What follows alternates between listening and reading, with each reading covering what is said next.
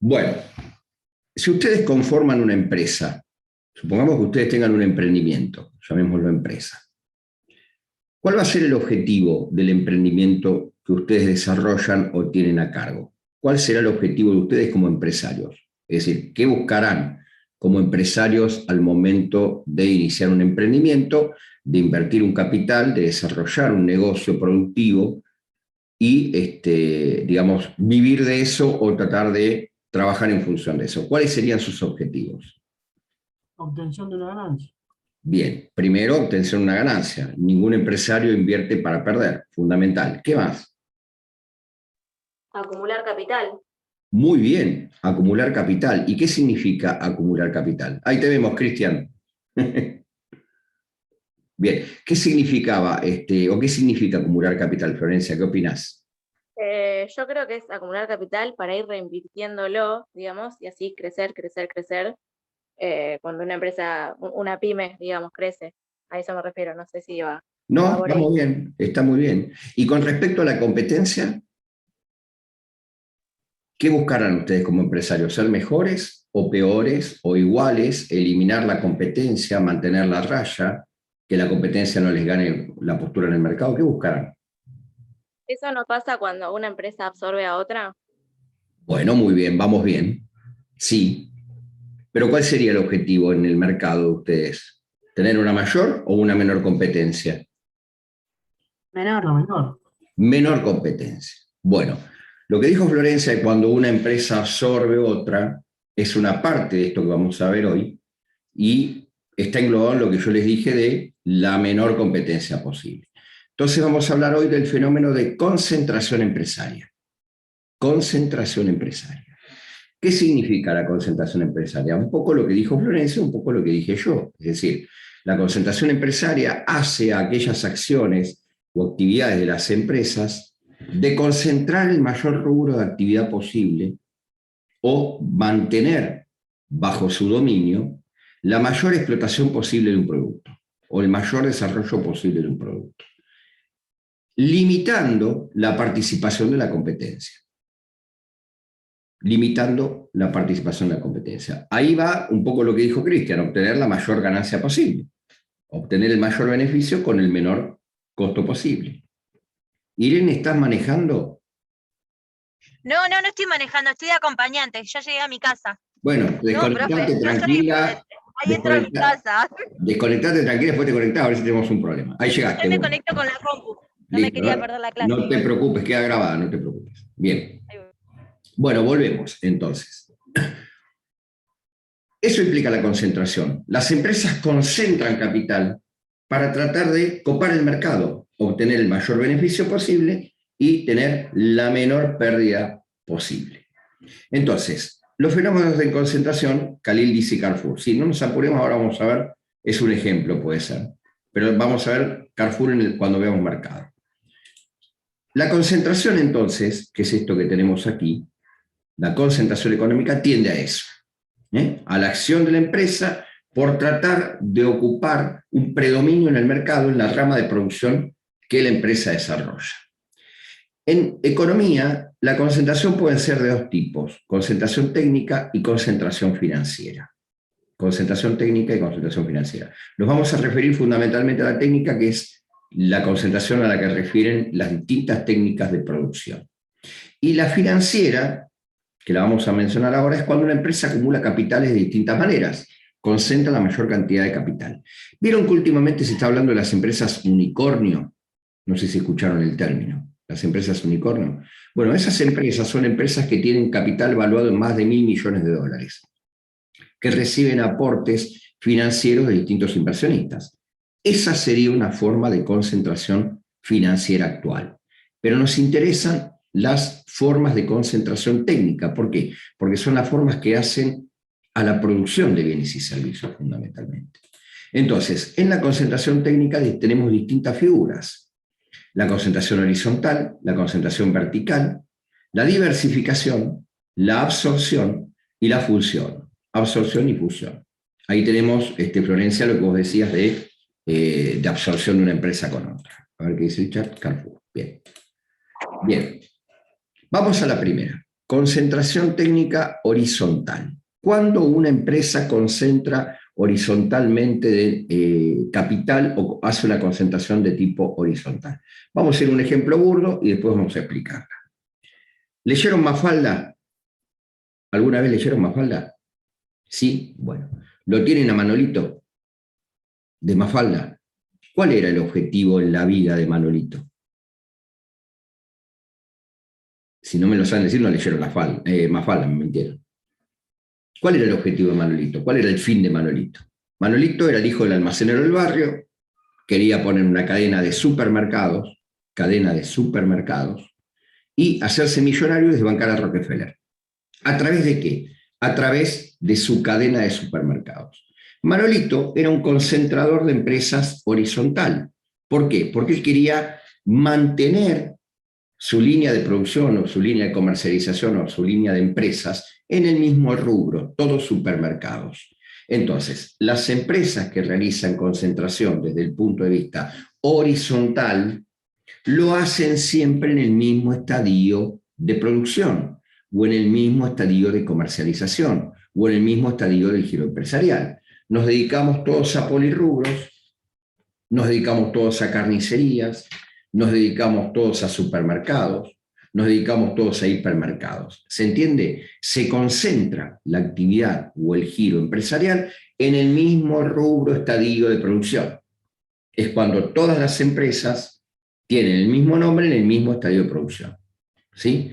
A eso apunta la concentración horizontal. No se salen del rubro original de la empresa y por eso concentran la mayor cantidad posible en el mismo estadio de producción. ¿Cuándo la concentración es vertical? Cuando la empresa toma desde la materia prima toma el producto y concentra toda la actividad empresarial desde esa materia prima hasta el producto final o hasta el producto terminado.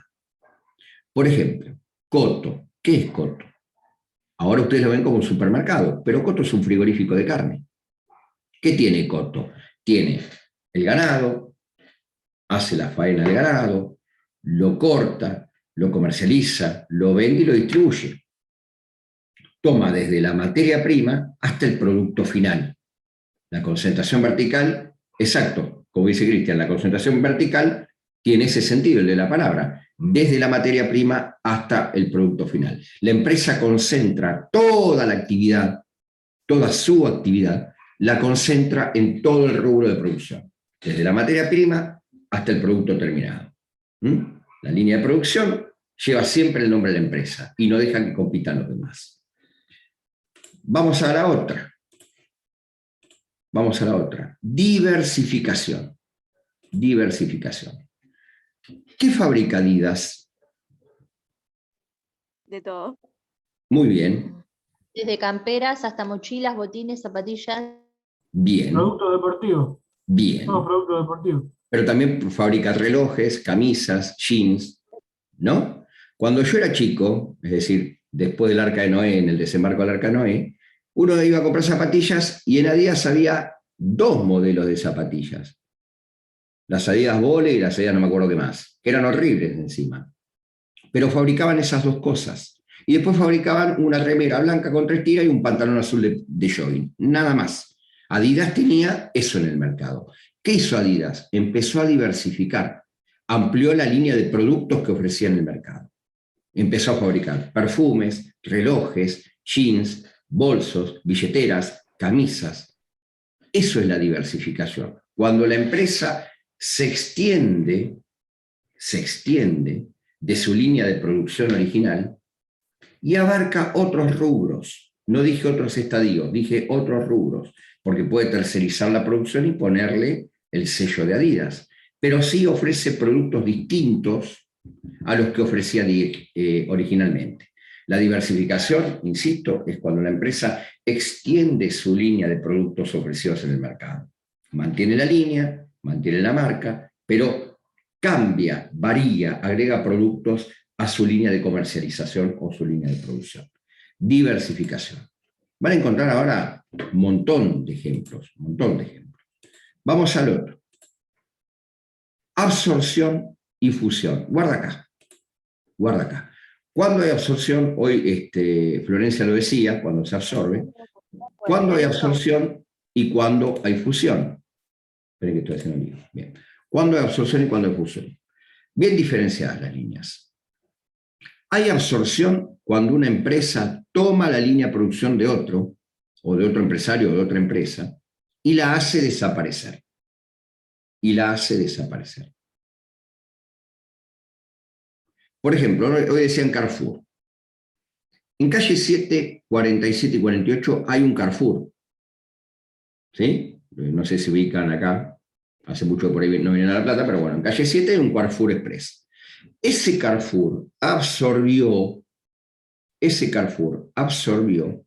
a un supermercado preexistente que era Casa Tía, tiendas israelíes argentinas. ¿Qué hizo Carrefour? La compró, la absorbió y la hizo desaparecer. En la absorción, la empresa absorbida desaparece. Como quieras que compro, como Quilmes que compró a Brahma. Creo que es al revés. Brahma compró a Quilmes. Pero se mantiene Quilmes como empresa. No desapareció. Guarda, por eso dije, guarda con las diferencias. En la absorción, la empresa absorbida desaparece. Desaparece. ¿Por qué? Porque es comprada por otra empresa. Ahí la concentración implica desaparición de una empresa porque es absorbida por otro. El caso de Carrefour, en ese ejemplo que les acabo de dar, es un ejemplo claro. Y la otra, la diferencia de la absorción, es la fusión.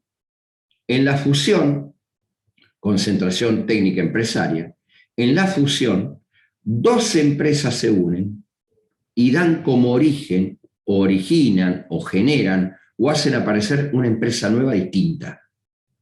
Fusión. ¿Quiénes tienen Movistar como empresa de línea celular? ¿Alguno tiene Movistar?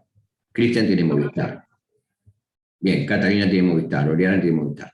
Movistar es el resultado de una fusión de empresas. Se fusionaron Movicom, que era del grupo Macri, y Unifón, que era del grupo Telefónica. Se fusionaron y generaron una nueva empresa. La fusión, insisto, implica la unión de dos empresas y surge una nueva. LATAM, la empresa de líneas aéreas, es una fusión. Se fusionaron LAN, de Chile, y TAM, de Brasil, y dieron como origen a LATAM, una nueva empresa. ¿Se entiende a ver el concepto? ¿Se alcanza a ver la diferencia? ¿Sí? Estos son tipos de concentración empresarial que tienen como objetivo esto que les estaba diciendo: copar el mercado, obtener una mayor ganancia posible y tratar de eliminar a la competencia. Bien, vamos a hablar ahora del tamaño de las empresas. Vamos a hablar de las pequeñas y medianas empresas y de las grandes empresas. Primero vamos a hablar de las pymes, pequeñas y medianas empresas. Las pymes tienen una legislación específica en la República Argentina, yo les colgué ahí la legislación en cátedras virtuales, que regula el comportamiento de estas pequeñas empresas, que se da en un momento muy particular, cuando necesitaba desarrollarse distintos emprendimientos pequeños en el interior del país, fundamentalmente, y no había una legislación que permitiera a las pequeñas empresas generar mayor inversión y obtener beneficios para desarrollar la producción. El objetivo de la ley de pymes es esto, es fomentar al pequeño inversor, fomentar el pequeño emprendimiento. ¿Y cómo se fomenta el pequeño emprendimiento? La ley de pymes es muy clara, además de todas las modificaciones que tiene o que ha tenido sucesivamente. La ley de pymes es muy clara en cuanto a los instrumentos de fomento de la inversión o de aceleración de la inversión en cabeza del pequeño emprendedor. La subsidian, dice Florencia, no en sentido estricto, pero vamos a ver ahora cuáles son los instrumentos que tiene una ley de pymes para favorecer su producción. El objetivo era ese, fomentar la pequeña inversión o los pequeños microemprendimientos. Los instrumentos son fundamentalmente dos. ¿Por qué digo que no la subsidian, Florencia? Porque no es que el Estado les da dinero o les presta un dinero para que puedan desarrollar la línea productiva. Pero sí el Estado les da una ventaja que es una ventaja impositiva. Por lo general las pymes están exentas en impuestos en las distintas jurisdicciones. Pueden estar exentas de ingresos brutos, pueden estar exentas del impuesto de sellos cuando tienen que pagar, cuando tienen que celebrar contratos productivos vinculados al objeto de la empresa. Es decir, el primer instrumento que se les da a las pymes para favorecer la inversión y el crecimiento de este tipo de empresas es, Khalil dice eso precisamente, facilidades impositivas y crediticias. El primer instrumento es ese, facilidad impositiva en el sentido de otorgar exenciones. Otorgar exenciones. Por lo general, las pymes, en toda la línea de producción, se encuentran exentas de ciertos impuestos de acuerdo a la jurisdicción y al objeto específico de la pyme. Porque las pymes se desarrollan en todo el país, pero las exenciones no son iguales en todo el país y las actividades de las pymes tampoco son iguales en todo el país. Entonces, de acuerdo al criterio de producción y de asentamiento territorial y de actividad que desarrolla la pyme, podrán acceder a distintos tipos de exenciones. Pero el concepto general infiere que las pymes por lo general tienen exenciones impositivas en distintas jurisdicciones. Ese es el primer instrumento que favorece a la pyme. El segundo instrumento que favorece el desarrollo de las pymes es lo que decía recién, ¿quién era? Khalil, facilidad crediticia. El segundo instrumento que tienen las pymes es la posibilidad de obtener lo que se conoce como créditos blandos. Créditos blandos, es decir, los créditos con bajas tasas de interés. Cuando uno acredita la condición de pyme, puede acceder a ciertas líneas de crédito que no se permiten ni para personas físicas ni para grandes empresas. Es decir, con estos dos instrumentos, las pymes buscan, o la ley de pymes, mejor dicho, busca el desarrollo de los pequeños microemprendimientos. Ahora bien, Profe, sí, Martina. perdón, los créditos blandos, ¿cuál era la característica? No llegué a escuchar. La característica del crédito blando es que por lo general se les dan bajas tasas de interés y más facilidad para la devolución.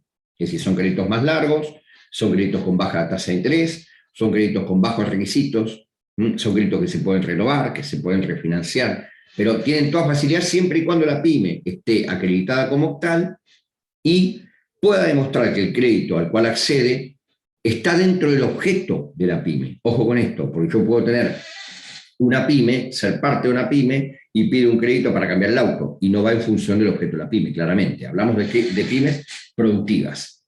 Ahora bien, ¿cómo determinamos cuando estamos en presencia de una pyme o no? Cuando estamos en una gran, pequeña o mediana empresa. Bueno, la ley original de pymes nos da los elementos bien objetivos. Vamos a ir a la ley. Vamos a ir, que la tenía por acá la ley. Acá está. La ley original de pymes es la 24.467. En los artículos 1 y 2 está la definición de pyme. Vean la que inclusive el artículo 2, en cuanto a la definición, fue modificado por la ley 27.264. Actualmente la presente ley, actualmente la pyme se define de esta manera. La presente ley tiene por objeto el fortalecimiento competitivo de las micro, pequeñas y medianas empresas que desarrollen actividades productivas. Esto es fundamental, Martina, para obtener un crédito. Tiene que desarrollar una actividad productiva y estar acreditada como tal. Hay un registro de pymes. Hay un registro nacional de pymes y hay registros provinciales de pymes. Mediante la creación de nuevos instrumentos son los crediticios, los impositivos, y la actualización de los vigentes, con la finalidad de alcanzar un desarrollo integrado, equilibrado, equitativo y eficiente en la estructura productiva. Es decir, la pyme apunta a la estructura productiva.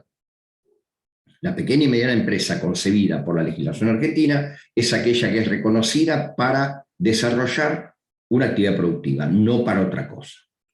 ¿Cuáles son los elementos objetivos? Están acá. Son dos. El primer elemento objetivo que se nos da o que la legislación nos informa para entender que estamos en presencia de una pyme es la cantidad de trabajadores. Hasta 40 trabajadores, cuando el plantel no supere 40 trabajadores. Ahora vamos a ver un par de cuestiones. El segundo elemento es la facturación anual. No tienen que tener una facturación anual que exceda lo que fija el Ministerio de Economía de la Nación. El Ministerio de Economía determina año a año cuál es la facturación bajo el umbral de la cual se amparan las pymes, o sea, una facturación tope que no debe excederse para que la empresa sea considerada pyme. Ahora vamos a ver los dos. ¿Qué pasa? 40 trabajadores, primer elemento. ¿Qué pasa si durante un periodo la pyme aumenta a 41 trabajadores, a 42 trabajadores. ¿Deja de ser pyme? ¿Deja de ser pyme? No, no deja de ser pyme. Tiene un periodo de gracia, porque puede pasar que una pyme tenga un exceso de producción temporaria o transitoria y mantenga la condición de pyme. Y por ese periodo temporario o transitorio necesite contratar más gente. ¿Sí? Pero no puede excederse demasiado. Entonces tiene un periodo de gracia que le da la ley que va de 1 a 3 años, durante el cual la empresa tiene que justificar la ampliación del plantel de trabajadores. Pero el límite material está dado por los 40 trabajadores. Cuando me excedo de 40 trabajadores en una producción normal, dejo de ser pequeña o mediana empresa. Primer aspecto objetivo de la ley. Segundo aspecto objetivo, la facturación. ¿Cómo se mide la facturación? Se mide a partir de lo que se conoce como puntaje PYME. Puntaje PYME. El puntaje PYME es un coeficiente que da la ley, que va del 0,5 al 0, del 0 al 0,5, del 0,5 al 0,8 o más de 0,8. Este coeficiente se obtiene a través de una fórmula que incorpora 3 elementos fundamentales. Primero, la facturación de la pyme. Segundo, los activos de la pyme. Segundo, los activos de la pyme, es decir, lo que declara como capital en sus balances. Y tercero, los impuestos que paga la pyme, pero los impuestos directos, no los impuestos indirectos. De la conjugación de estos 3 elementos, se los digo para que lo sepan, no es que lo voy a evaluar, pero hay una forma de calcular la facturación que es a partir de un coeficiente con estos 3 elementos. La facturación per se, los activos de la empresa, o sea, que lo que declaran los balances como capital, y los impuestos directos, se quitan los indirectos como el IVA. De la conjugación de estos 3 elementos surge el puntaje PYME. Ese puntaje PYME, si va de 0 a 0,5, ese coeficiente que determina el puntaje PYME, estamos hablando de una pequeña empresa, se mantiene dentro de la ley. Si el puntaje PYME determina un coeficiente entre 0,5 y 0,8, estamos hablando que estamos en presencia de una empresa mediana. Se mantiene dentro de la ley. Si el puntaje PYME excede el 0,8, ya hablamos de una gran empresa. No es que la empresa deja de ser considerada PYME, pero entra en un proceso de evaluación o de auditoría para ver cuál es el motivo del ascenso. Telefónica de Argentina, o Telefónica de España con su filial en Argentina, no puede ser considerada PYME, por 2 cuestiones. Primero, porque excede claramente los 40 trabajadores, y segundo, porque su facturación es mucho más alta de lo que determina la facturación anual del Ministerio de Economía para ser considerado PYME. ¿Se entiende cómo es la cuestión? El objetivo de la PYME y la forma de caracterizar una PYME. Hubo una modificación a la ley hace unos años que cambió los beneficios, manteniendo este criterio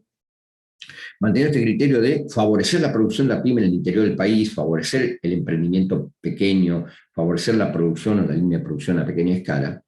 Y se sancionó esta ley, que es la 27.264, que determina ciertos beneficios.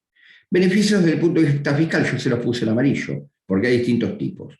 De alivio fiscal, de fomento a las inversiones, de tener menos retenciones a aquellas pymes que exportan, de obtener más crédito, Martina, y de obtener mejoras para los exportadores. Por mencionar alguna, alivio fiscal, se les elimina el impuesto a la ganancia mínima presunta, no tienen que declarar ese impuesto.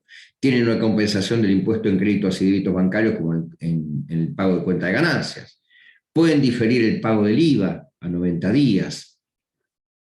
En cuanto al fomento de la inversión, desgravación del impuesto a las ganancias hasta el 10% de lo que invierten, es decir, si invierten un 10% y tienen una retribución en base a esa inversión, no tienen que pagar ganancias.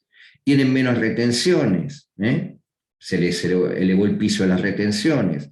Tienen mayores posibilidades de crédito, hay líneas de crédito de inversión productiva con menores tasas de interés, y tienen mejoras en las exportaciones, extensión de 180 a 365 días para el ingreso de divisas, es decir, una vez que liquidan exportaciones, pueden ingresarlas con un plazo mayor a las grandes empresas.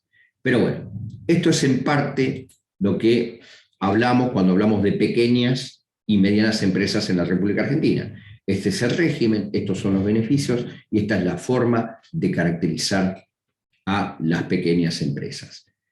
Cuando salimos de la pequeña empresa, entramos en la mediana o gran empresa.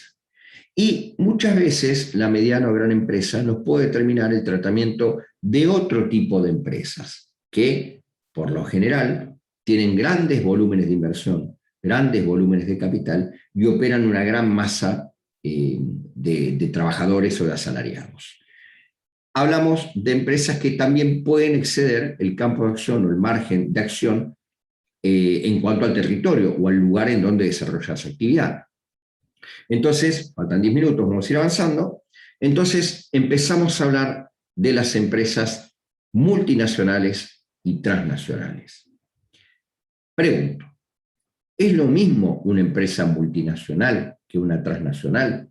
¿Cuáles serán los elementos que caracterizan a la multinacional y cuáles son los elementos que caracterizan a la transnacional?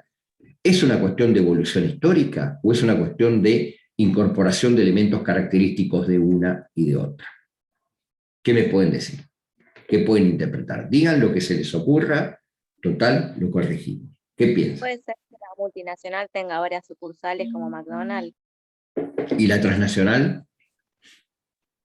Yo Bueno, tenía no sé. entendido, ay, perdón, Florencia, que Espera, la espera. multinacional tiene una sede central y también opera en diferentes países, y la transnacional no, pero no sé cómo es la transnacional entonces. La multinacional opera en diferentes países, decís vos. ¿La transnacional? También, pero la Bien. multinacional tiene como una sede central en un país. Bien. ¿Qué más?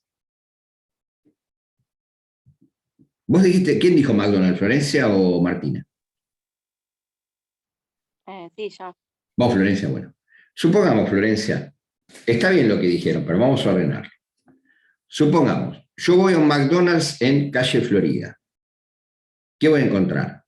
El piso o el local de tal manera, con la silla de tal manera, con el personal vestido de la misma manera, con las papas fritas envueltas en tal packaging, con la hamburguesa de tal manera, con los 8 combos que me ofrecen, con la gaseosa de tal manera, con el hielo de tal manera, ¿sí? Con la limpieza de tal manera, con el baño de tal manera. Eso en calle Florida. Voy a Santiago de Chile. ¿Qué voy a encontrar? Pero puede ser porque es una franquicia eso. Como local, se manejan igual. ¿Sí? ¿Es franquicia? ¿Se manejan igual? Sí, entonces. ¿Estandarizados? ¿Están estandarizados? ¿Por qué? Entonces yo les vuelvo a la pregunta original. ¿Multinacional y transnacional es lo mismo o no es lo mismo? Si es lo mismo, ¿es por una cuestión de evolución histórica o es por una cuestión de elementos diferenciales de una y otras? Estamos hablando de grandes empresas, ¿eh?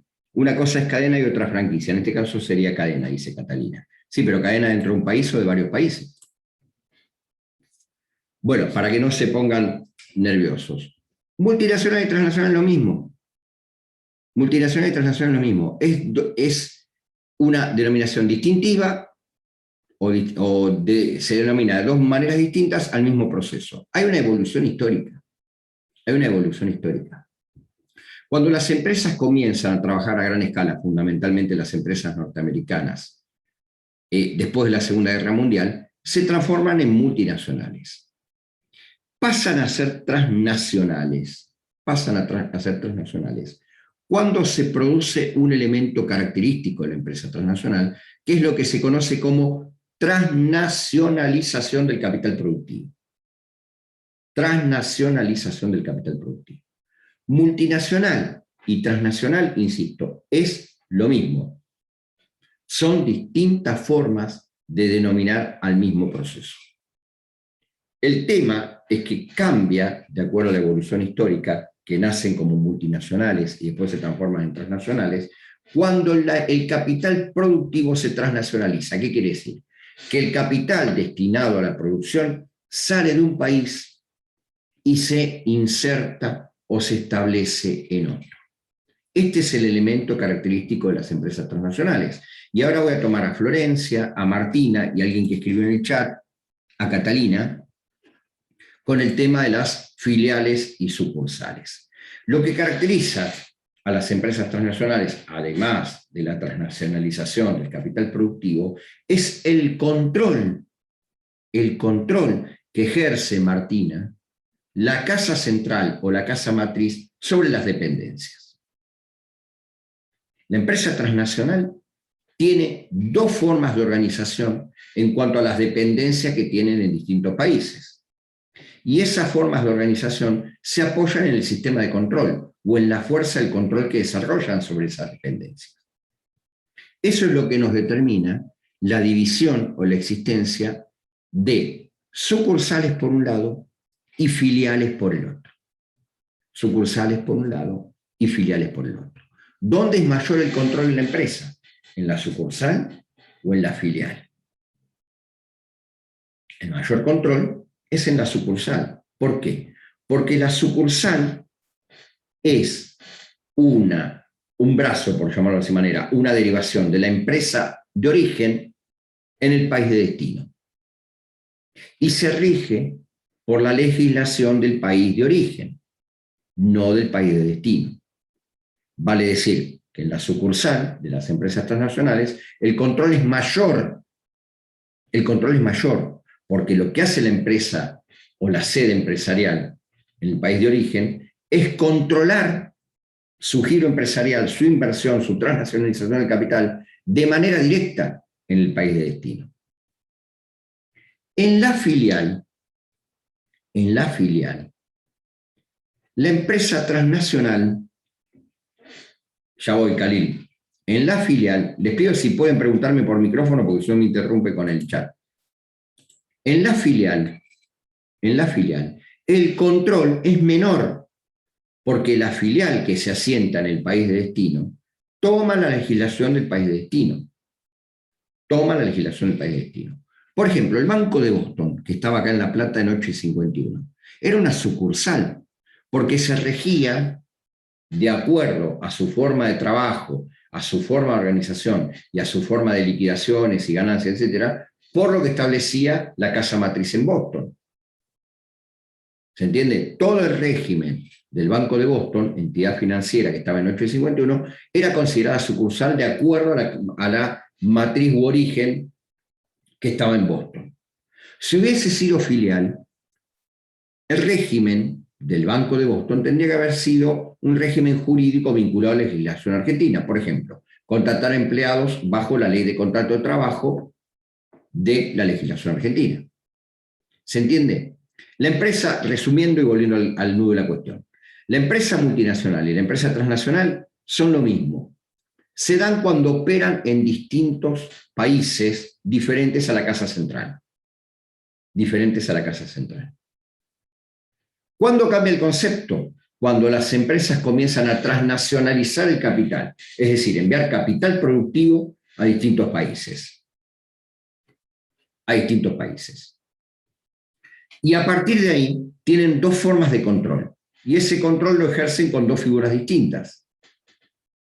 O con filial, o con una filial, cuando hay menos control, porque se toma por el régimen de trabajo, por ejemplo, se toma del país en el cual se asientan o se establecen las empresas, las filiales, en el país de destino, o mayor control, cuando las empresas mantienen la línea de control del país de origen.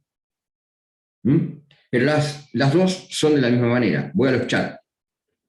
Se rigen por lo que dice las sociedades en el extranjero, no tiene personalidad jurídica la sucursal. La sucursal tiene personalidad jurídica de derecho internacional, sí, lógico. Si es sucursal, si es filial tendrá que tramitar la personalidad jurídica del lugar en el cual se asienta. Pero bueno, vamos a ir ahora a la diapositiva donde se explica todo esto medianamente. Ven que acá les dice, empresa transnacional, concepto de transnacionalización del capital, divisiones, filiales y sucursales cuando hablan del control. Pero esta diapositiva, y no me va a alcanzar el tiempo, nos habla de las empresas multinacionales o transnacionales, que ahí asimila el concepto. Ahí nos está diciendo que son lo mismo. Son aquellas que no están establecidas en un país de origen, sino que constituyen otros países para realizar actividades mercantiles de venta y compra como de producción en países donde se han establecido. Se me va a cortar la grabación. Volvemos I45 y continuamos con esto, y fíjense, si entendieron, tienen que hacerme alguna pregunta. ¿Les parece? Y 45 volvemos.